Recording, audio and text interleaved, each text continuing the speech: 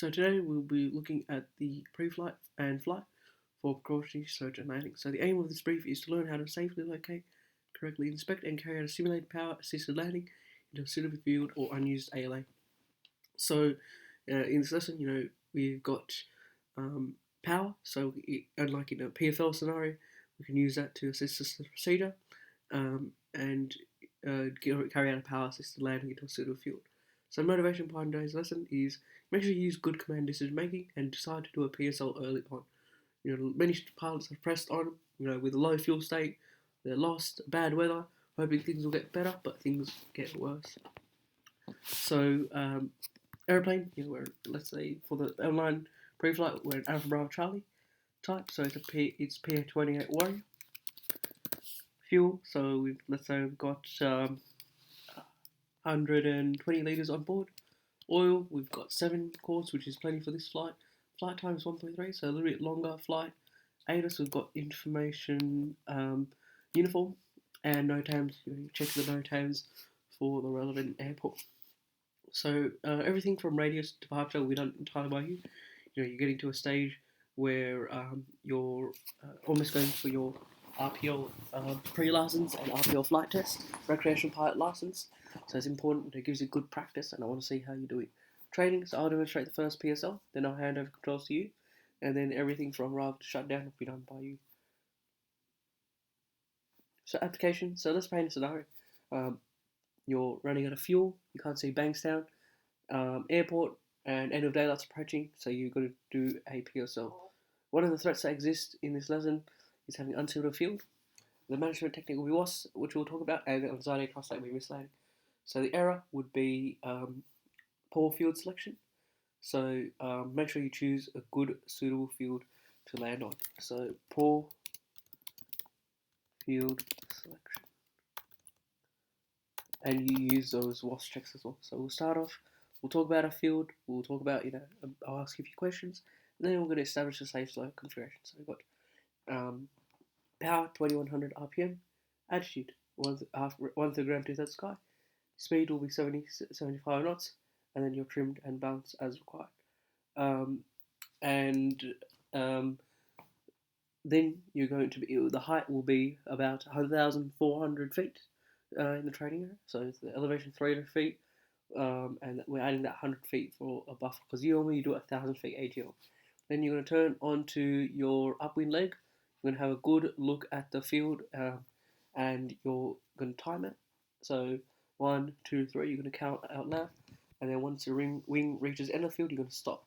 And then the formula used is half times ground speed times time. So half times, say 80 times 20 seconds long. It'll be about 800 meters.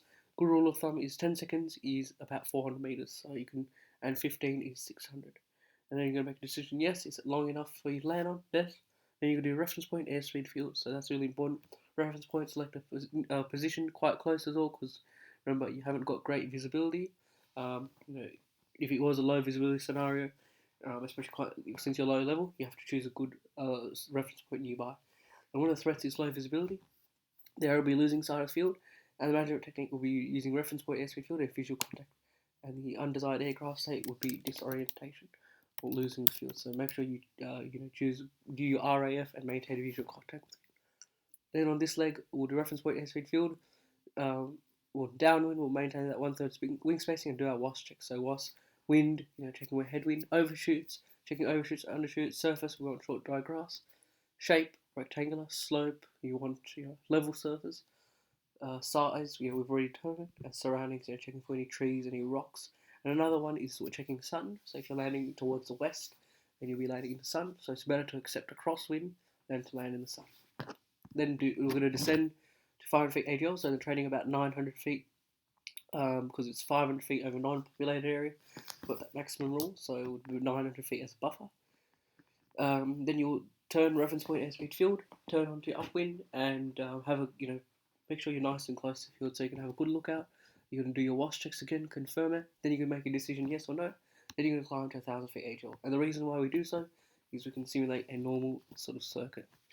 Then reference point airspeed field, make your turn onto crosswind, then onto downwind, and you're going to do your pan course. So for example, pan, Pan, Sydney Centre, Cherokee, Alpha Bravo Charlie, 15 nautical miles west Bankstown Airport.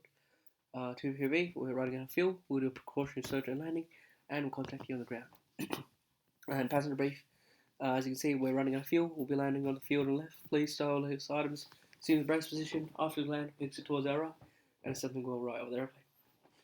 Then you're going to do HHSS, so height 1,400 feet, heading, you've got that reference point, speed 70 knots, 75 knots, spacing of the 1/3 wing spacing. So it'll be a normal circuit.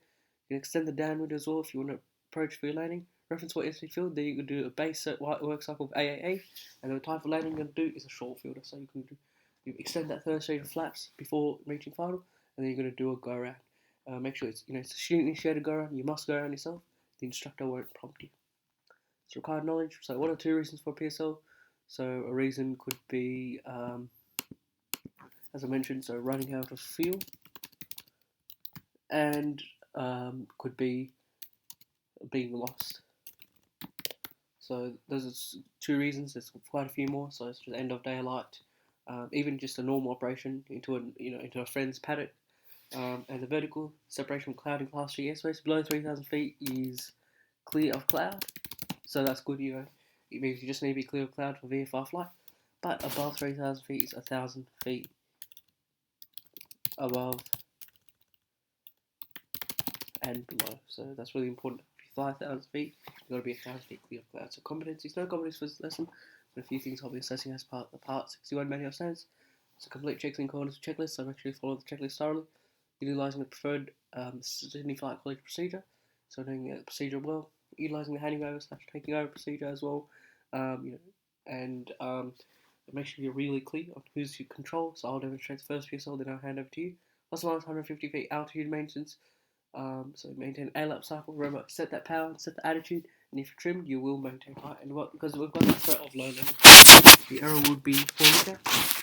The undecided prospect would be collision with obstacles. So make sure you manage it by doing RAF and monitoring your height and maintaining your ALAP cycle. So 80% outside, 20% inside. So priorities in an emergency is aviate, navigate, communicate. Fly the airplane first, navigate the airplane through the procedure, and then communicate last.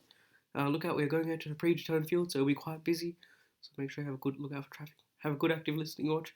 Provides a mental picture of where traffic is, especially in the training area where it's quite busy. Other flight schools out of Bankstown operate there. Situational awareness, each pass may be your last, so gain as much information as possible from the first pass, just in case something goes wrong and you have to make a landing straight away. And then minimum altitude CAR 157, so it says you have to be 1,000 feet above AGL, above a non-populated area, populated, and 500 feet above a non-populated as well. So civil aviation regulation, have a good read of that as well for further clarification. And if you're doing a PSL on a nav, make sure you know the surrounding terrain height, so you can do proper precautionary search and landing in terms of 500,000 feet above ground level. So thank you all so much for listening to and watching the Precautionary Search and Landing Preflight.